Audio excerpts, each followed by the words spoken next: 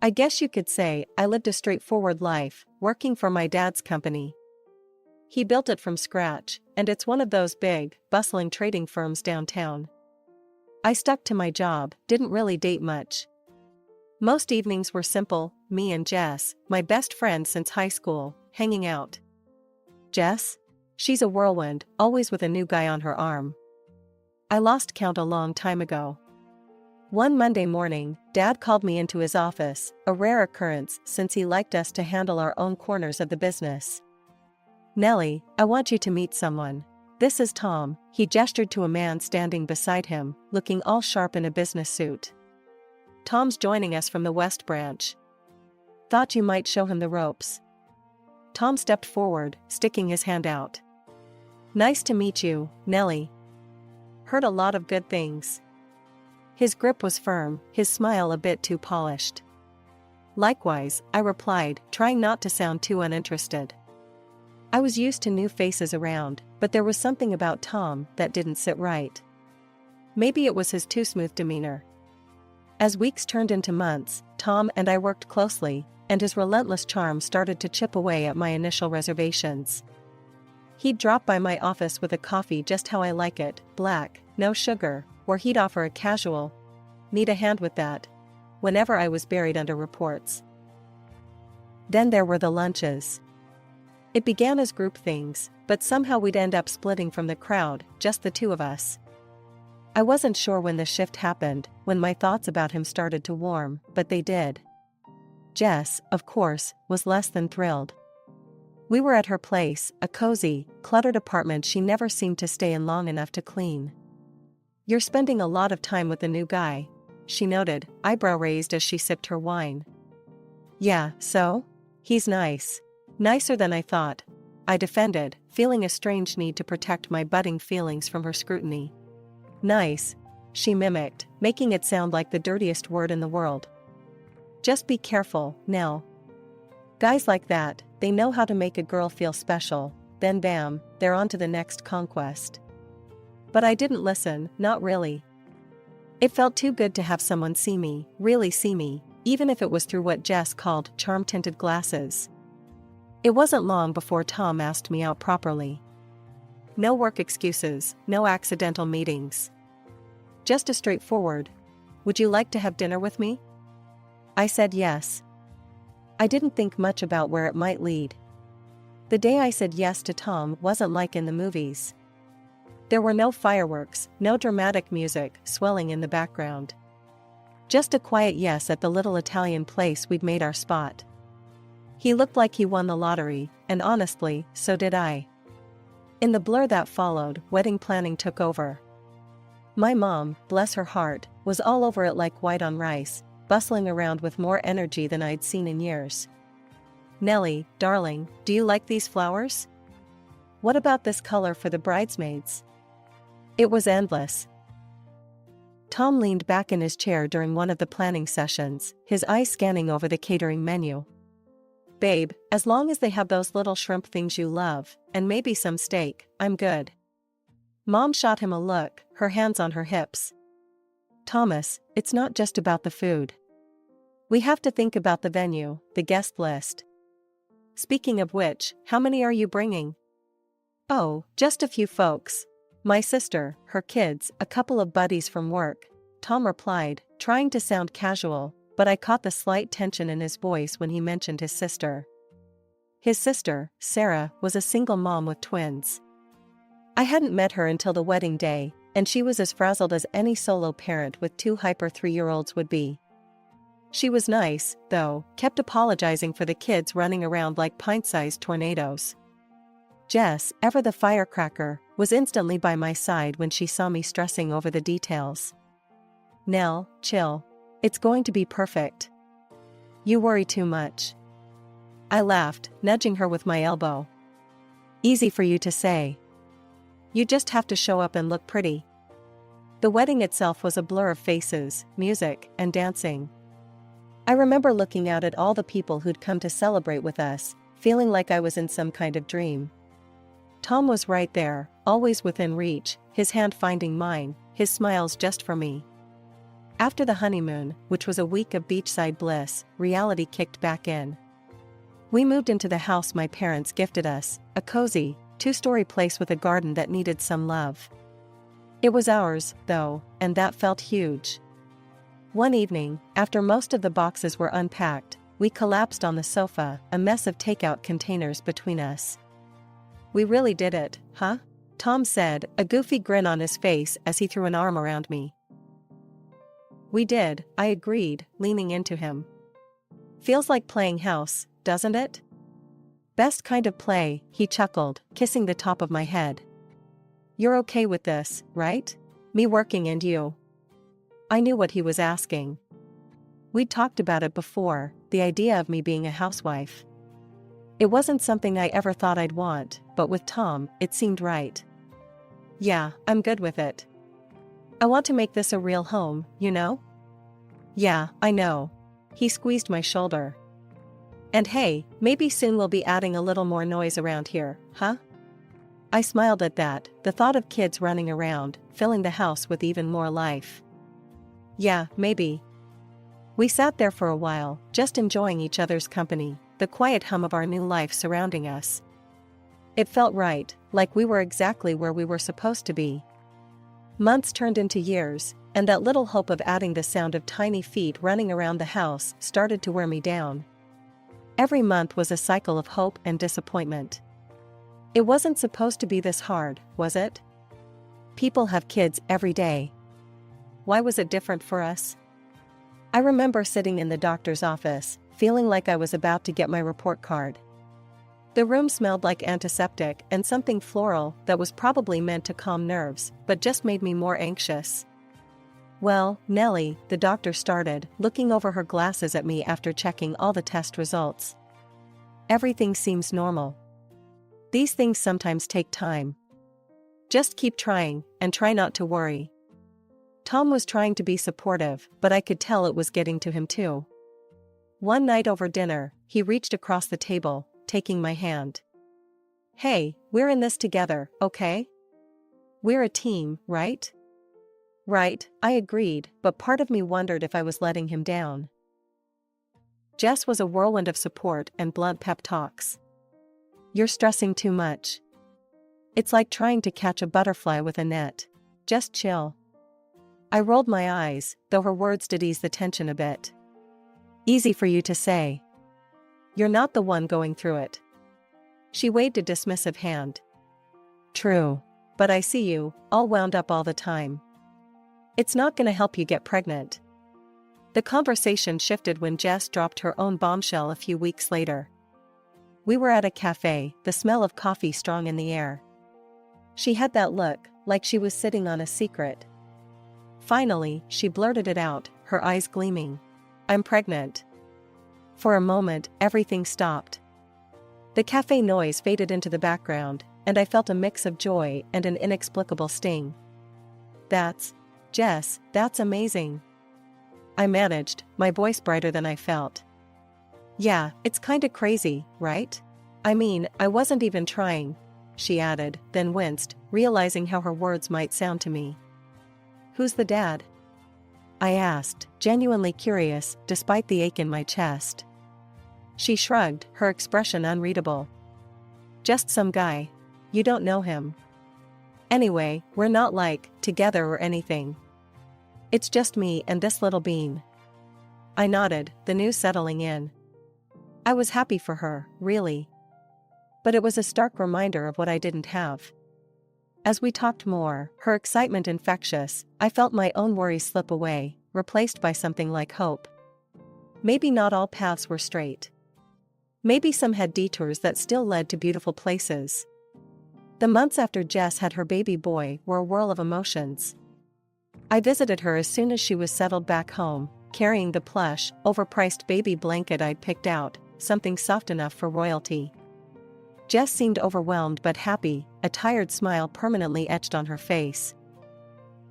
"God, Nellie, it's insane. I barely have time to shower, let alone host visits," she confessed as we sat on her cluttered couch, her new baby cradled in her arms. "I totally get it," I reassured her, trying not to feel sidelined. Just know I'm here, whenever you need a break or just want to scream into a pillow. Back at home, things were different. Tom's weekend trips to help his sister, Sarah, with her twins, became more frequent. Every time he packed up for another visit, I offered to come along.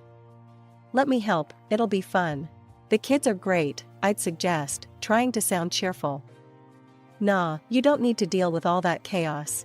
I got it, he'd insist, shutting down the conversation before it could grow. Sarah's going through a lot.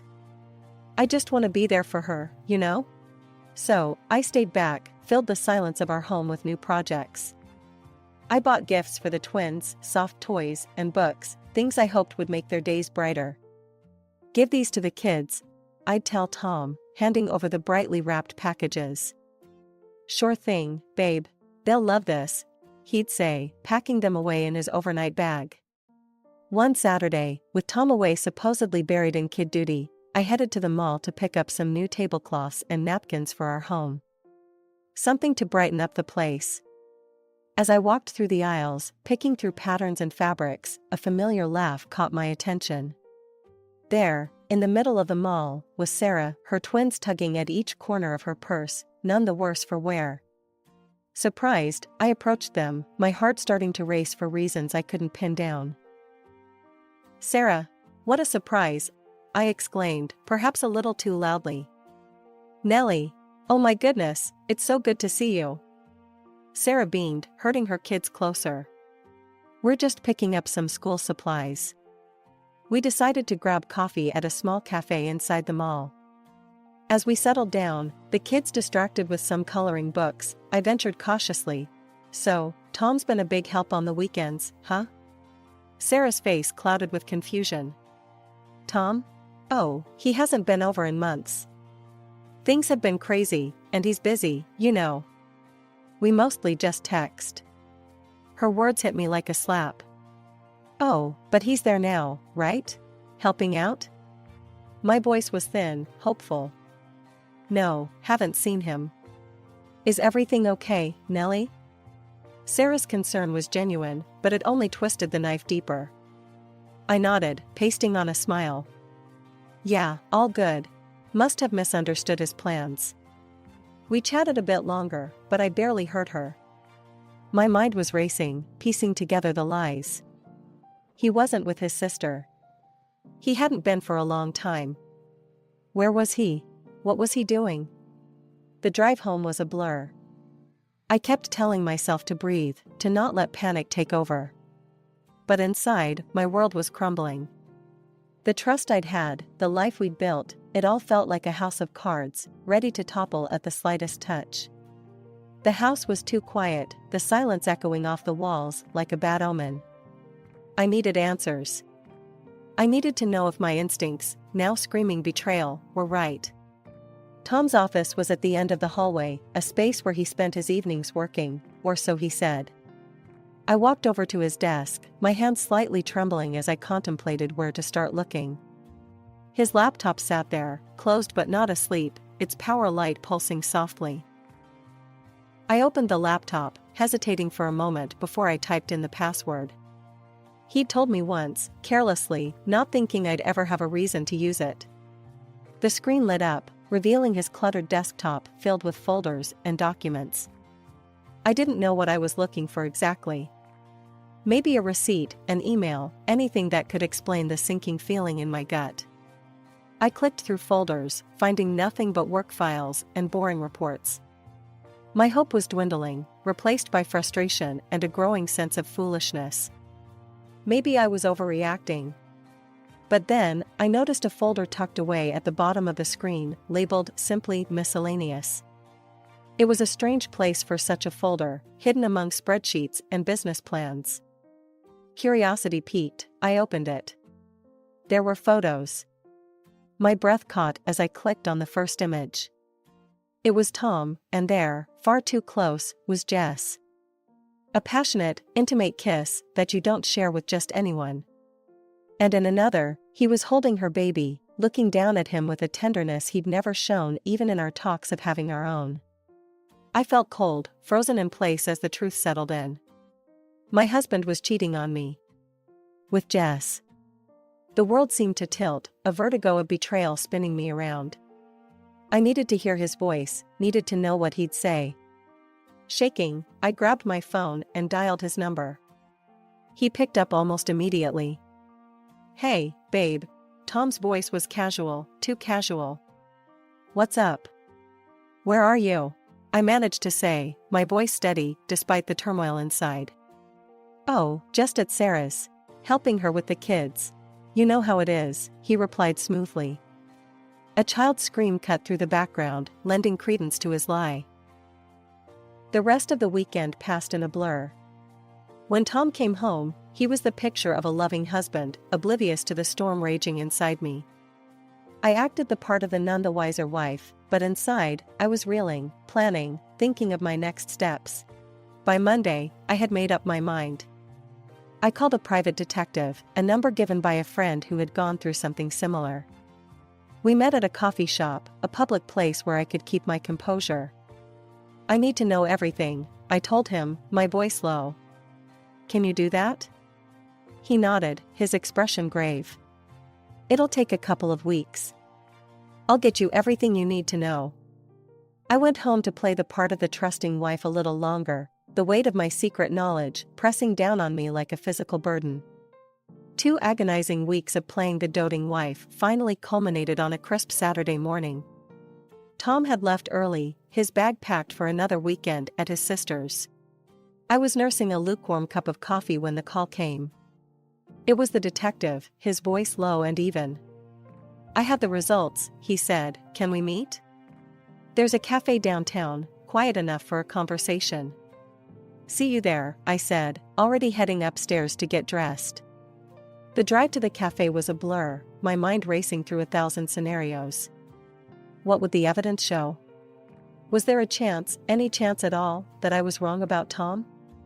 Those hopes were dashed the moment the detective laid the photographs on the table between us. There was Tom and Jess, not just together, but intimate, affectionate. The detective's voice was a steady stream, but I only caught pieces, lost in the visual proof of betrayal. "And here are the invoices," he was saying, sliding another batch of papers across to me. "About $35,000 in total. All paid to cover medical expenses for the delivery. His name is on the receipts." Back home, I went straight to our bedroom. The closet was full of Tom's clothes, his scent, his presence. With a grim determination, I pulled out suitcases and began packing. Every shirt, every pair of jeans, every sock, I removed them from my life with a meticulousness that was almost surgical. Once everything was packed, I called a courier service. "I have a few items that need immediate delivery," I told them, my voice flat. The address I gave was Jess's. With his belongings gone, my next step was to secure my sanctuary. I called a locksmith and had all the locks in the house changed. No trace of Tom was left accessible, not even a way in. Feeling both emptied and resolute, I drove to my parents' house. My mother opened the door, her expression turning from surprise to concern in an instant. "Mom, I need to talk to both of you," I said as I walked in, my father appearing in the hallway behind her. In the living room, I laid everything out, the photos, the receipts, the betrayal. My father's face grew dark with each revelation, his disappointment palpable. "You need to divorce him, Nellie," he said, his voice firm. "He's not the man we thought he was." "I've already started the process," I replied, pulling out the divorce papers from my bag. I needed you to know." Mom reached out, her hand covering mine. "We're here for you, darling. Whatever you need." That evening, as the sky darkened and a quiet settled over my parents' home, my phone began to light up relentlessly. First, it was Tom, his calls coming in one after another. When I didn't answer, the buzzing switched to texts. "Babe, why is the door locked? My key won't work. What's going on?" I stared at the screen, feeling a hollow satisfaction in ignoring him. Then Jess started calling. I didn't need to pick up to know why. Confusion, betrayal, a messy mix of emotions that I no longer cared to understand. It was late when I heard the car pull up. The sound of a door slamming was followed by urgent footsteps up the driveway. Tom didn't bother to knock, he burst through the front door, his face flushed with anger and confusion. "What's this about, Nellie? Why are my things at Jess's? Why can't I get into my own house?" His voice was loud, too loud, filling the space with a palpable tension. I was sitting in the living room with my parents. I stood slowly, meeting his gaze with a calm I didn't feel. "How do you know your things are with Jess? Weren't you supposed to be at your sister's all weekend?" Tom's face went pale, his eyes darting around as if looking for an exit or an excuse. He opened his mouth to respond, but nothing came out. Dad stood up, his presence commanding. "You've been lying, Tom. To my daughter, to all of us. I trusted you, thought of you as a son, even wanted to make you a successor to my business." Tom's eyes widened, realizing the gravity of his situation. "I can explain." "What?" "Explain how you planned to take half of what I built. How you were using my daughter." "We know everything, Tom. The detective provided recordings of your conversations with Jess. Planning your future with her, at the expense of your marriage." Tom sank to his knees, his hands clasped in front of him. "Nellie, please, I'm sorry. It meant nothing, I swear. It was just a mistake." I felt my mom's hand on my shoulder, her touch reassuring. I looked down at the man I had once loved, now just a stranger groveling on my parents' floor. Just a mistake that costs $35,000 and a betrayal? I asked, the disgust in my voice clear. "You're not sorry you did it. You're sorry you got caught." Reaching into the folder I had brought with me, I pulled out the divorce papers, holding them out to him. "Here. I want you out of my life, for good." Tom reached for the papers, his hand shaking. He stood, the fight gone from him, his shoulders slumped in defeat. Before he could leave, Dad stepped forward, his voice booming. "And you're fired, Tom. I'll have my lawyer contact you about the financial repercussions of your actions." A few days after the confrontation with Tom, I was sitting in the quiet of my new morning routine when my phone rang. The screen flashed Jess's name, and for a moment, I considered not answering. But I needed to face this part of my past too, if I was ever going to move forward. "What's this about a lawsuit, Nellie?" Jess's voice was sharp, tinged with disbelief as soon as I picked up. "Yes, I filed for financial compensation. For the betrayal," I replied, my voice steady despite the churn of emotions. "You can't be serious," she exclaimed. "Nellie, come on, can't we talk about this? You know I've always been here for you." "Here for me? Jess, you betrayed me at the deepest level. Talking isn't going to change what you did," I said, feeling a bitter edge creep into my words. As silence filled the brief gap, I heard her breathe heavily. "I always knew it," she finally hissed. "You think you're so perfect with your perfect little life. I was always in your shadow, always the second choice to every guy. You have everything, and I have nothing. Jess, feeling inferior doesn't give you the right to destroy other people's lives. I'm sorry you felt that way, but it doesn't justify what you did," I replied, my voice cold and distant now. I hung up, cutting off any further venom she might have spewed. The lawsuit went to court, and it was as messy and painful as I had anticipated. But in the end, the judge ruled in my favor. Tom and Jess were ordered to pay a significant sum in damages. It wasn't about the money, no amount could undo the betrayal, but it was about acknowledgement, about seeing some semblance of justice. Word got around, as it always does in small towns. I heard from mutual friends that Tom had indeed married Jess, but the marriage crumbled just as quickly when he discovered her child wasn't his. The irony of it all would have been laughable if it hadn't been so tragic. Tom tried to reach out once, a feeble attempt to apologize or explain, perhaps looking for some absolution I wasn't ready to give. I didn't need his explanations anymore, his actions had spoken more clearly than his words ever could. He ended up drifting from one low-paying job to another, his once promising career in shambles. As for Jess, life had become a struggle, raising her child alone without the affluent lifestyle she had tried to secure by betraying me. I sometimes wondered if she regretted her decisions, if the harsh reality of her actions had finally sunk in. Through it all, I learned about resilience. I learned that the foundations you build in your life, the people you choose to trust, and the decisions you make, both good and bad, shape the path you walk. I was rebuilding mine, with each day bringing a little more strength, a little more hope.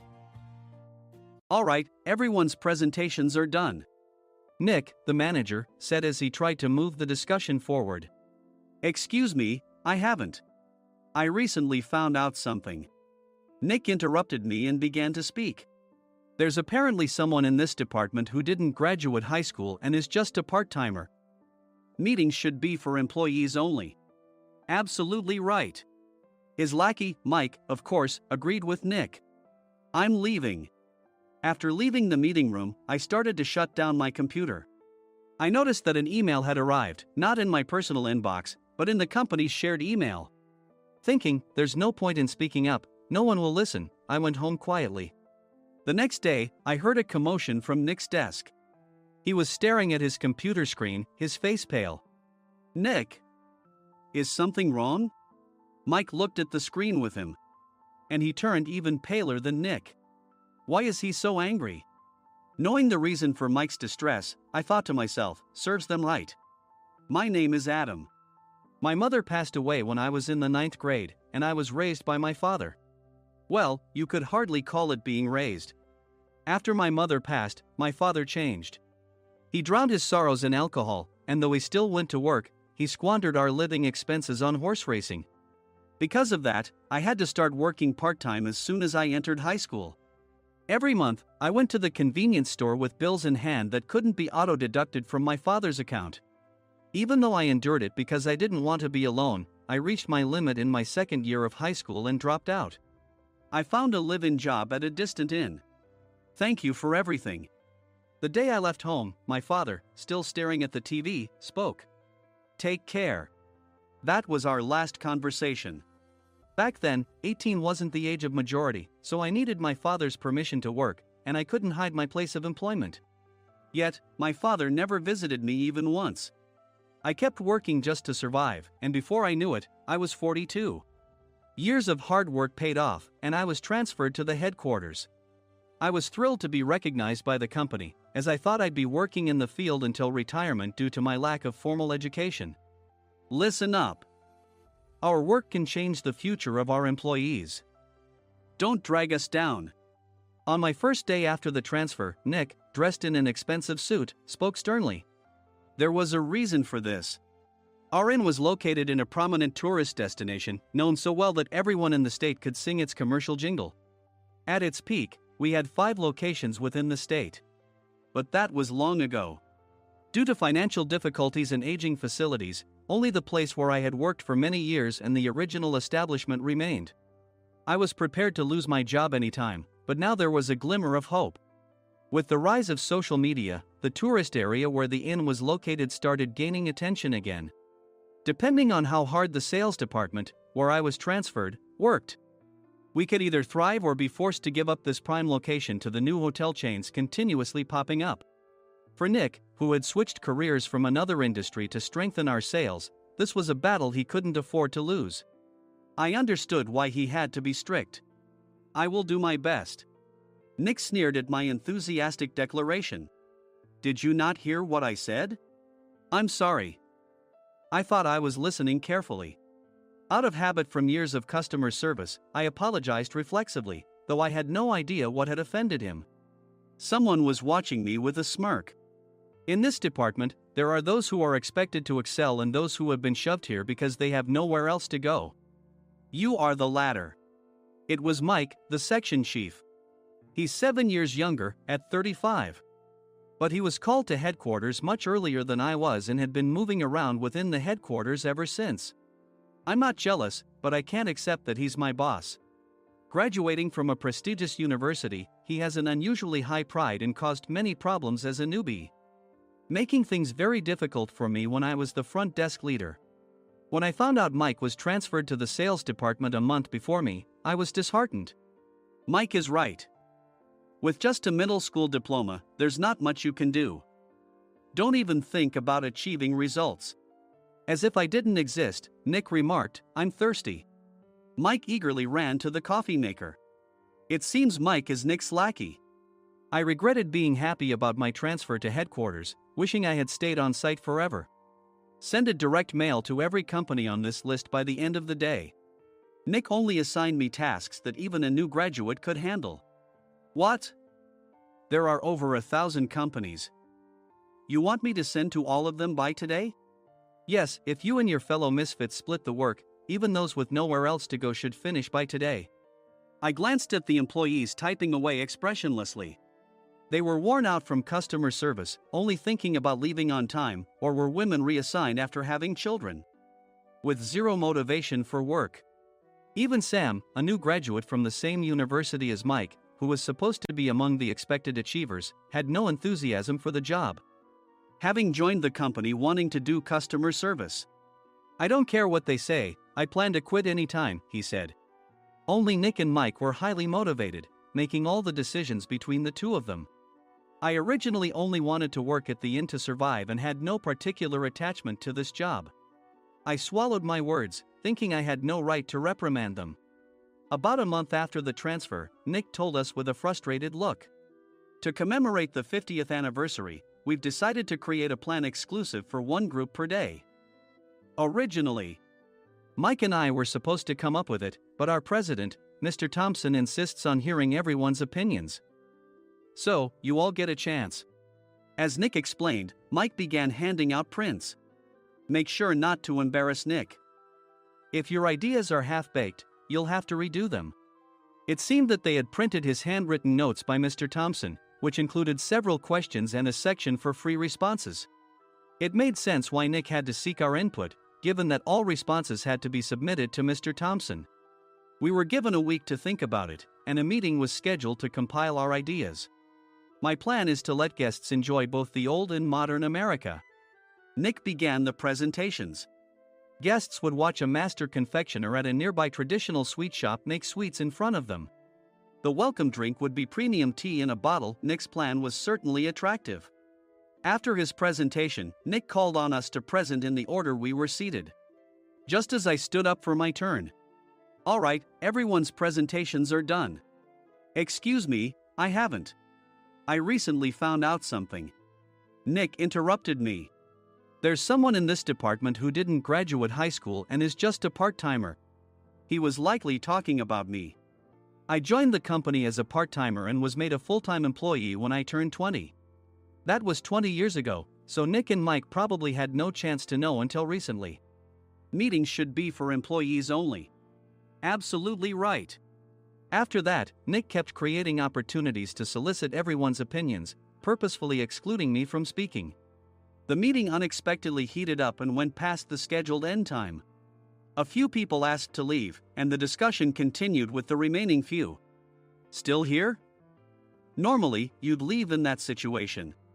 Though I had no attachment to the job initially, hearing kind words from customers made me want to make them happier. For someone like me, with nowhere to go, the inn was my home and customer service was my life. I felt pathetic about my current self. I'm leaving. I left the conference room and started shutting down my computer. I noticed an email had arrived, not in my personal inbox, but in the company's shared email. Thinking no one would listen to what I had to say anyway, I quietly went home. The next day, while preparing the DM as instructed, I heard a commotion from Nick's desk. In his haste to stand up, he hit his knee on the desk. He stared at his computer screen, his face pale. Nick! What's wrong? Mike, thinking he should be the first to rush over, approached Nick while still wearing his coat. He peered at the screen with Nick. And he turned even paler than Nick. Why is he so angry? Who is responsible for this company? Nick, more irritated than ever, asked, and Mike answered without checking. Probably Sam. Sam wasn't there because he was attending a morning training session for new hires. Nick gave up on getting angry and returned his gaze to the screen. They were looking at an email that arrived right after the end of the working day yesterday. Apparently, no one, including me, had checked it before leaving. The email was from a large company that used us for their annual employee trips. The president and executives of that company also frequently used our services personally. President of the company, Mr. Mason himself had declared that neither he nor his company would ever use our services again. Well, some companies cancel their employee trips or stop using our services due to financial struggles. Let's just move on. Mike kept wiping the sweat from his forehead with a handkerchief. Knowing why Mike was so agitated, I quietly watched their interaction. Do you know how much revenue we get from that company? We can find other guests to fill the rooms, but we'll lose the banquet costs, gift shop revenue, rental car fees, and more. Moreover, the gifts were supposed to be prepared by the traditional confectionery shop involved in Nick's proposed plan. If it's known that we incurred such a huge loss at this critical time, Nick's position in the company would be jeopardized. Nick took a deep breath, seemingly trying to calm himself. All right, Mike. Go to New York right now and apologize to Mr. Mason. What? You're coming with me, right? I have urgent work to do. I trust you, which is why I'm entrusting this to you. Please. Mike, believing Nick's sincerity, agreed with a determined look on his face, saying, yes. That's Nick for you. Even if Mike went to apologize, Nick would shift all the blame onto him if the client didn't change their mind. Well, it was Mike's fault to begin with, so it served him right. About 3 hours later, Sam answered a call from somewhere and repeatedly apologized, saying, I'm very sorry. Everyone watched to see what was happening. After ending the call, he informed Nick with a weary tone. When Mike arrived at the client's company, he only made things worse, further infuriating Mr. Mason. He was demanding, get his boss here immediately. It was no wonder Sam was exhausted, dealing with such a call right after returning from training. What is that idiot doing? All right, Adam, you're coming with me. If sacrificing Mike didn't work, then I must be next. Normally, I'd want to refuse at all costs, but I saw an opportunity in this situation. If I can be of assistance, I'd be happy to join you. I obediently followed Nick, and we flew to New York. When we introduced ourselves at the reception, it became clear how serious the situation was, as the receptionist personally escorted us to the president's office. Angry voices leaked through the door, making both Nick and me uneasy. Excuse me. I'm Nick, the supervisor. I understand my subordinate has caused you trouble, and I deeply apologize. Nick, with his experience in the corporate world, knew enough to offer an apology before excuses. However, his customer service skills left much to be desired.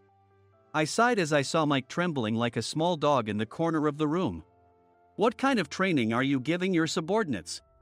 Mr. Mason glared at Nick with a red face.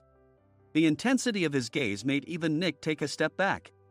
Regrettably, I joined this company only 2 years ago and was unaware of Mike's issues. I should have identified his shortcomings sooner. Indeed. I should have realized sooner. No sensible person would come to apologize and then give a lengthy presentation on the drawbacks of not using their in. Nick froze, his mouth slightly open. Suspecting the worst, I picked up the documents that had fallen to the floor. It seemed Mike hastily prepared these documents on the plane, listing the disadvantages. Disadvantage 1: if you change the venue for the company trip, employees might suspect it's for cost-cutting reasons, leading to a negative impression. Reading it aloud half-jokingly, Nick snatched the papers from my hand and checked the contents with a furious expression. Among the stack of documents was a receipt from a nearby convenience store's copy machine. I felt a pang of dread, hoping he hadn't shown the receipt as well. What do you think he said when I asked what kind of nerve he had to do this? I'm very sorry. Faced with the dire situation, Nick must have thought there was nothing left to do but apologize. In a voice smaller than I'd ever heard from him, he uttered words of apology. He said, I'm a Harvard graduate. I don't believe I said anything wrong. Mike! What have you done?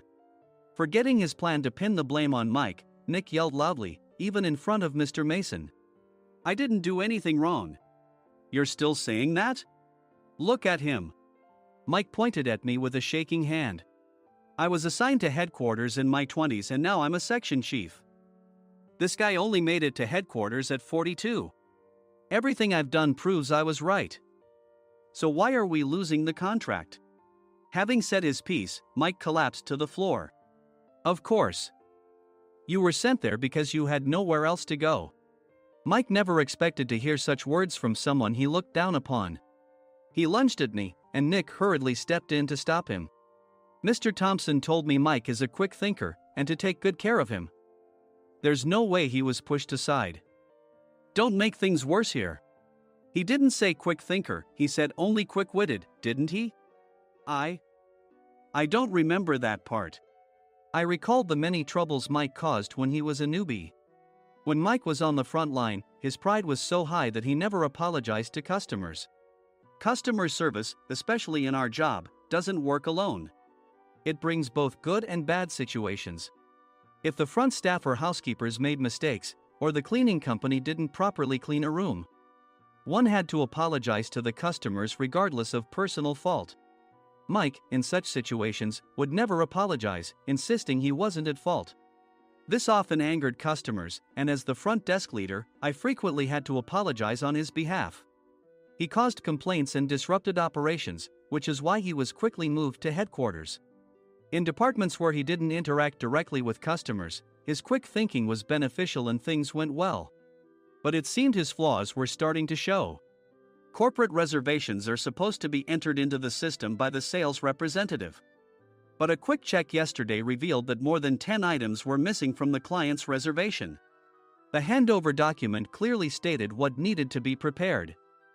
Why didn't you enter it into the system? Why do we have to give them special treatment? Filling rooms near the banquet hall, setting up all the food in advance. Specifying the brand of wine, they're too demanding. No wonder he always angered customers, I thought, feeling a headache coming on. Grouping them in rooms near the banquet hall is for our benefit too. It makes it easier for the staff to set up beds and serve breakfast since everyone's schedule is synchronized.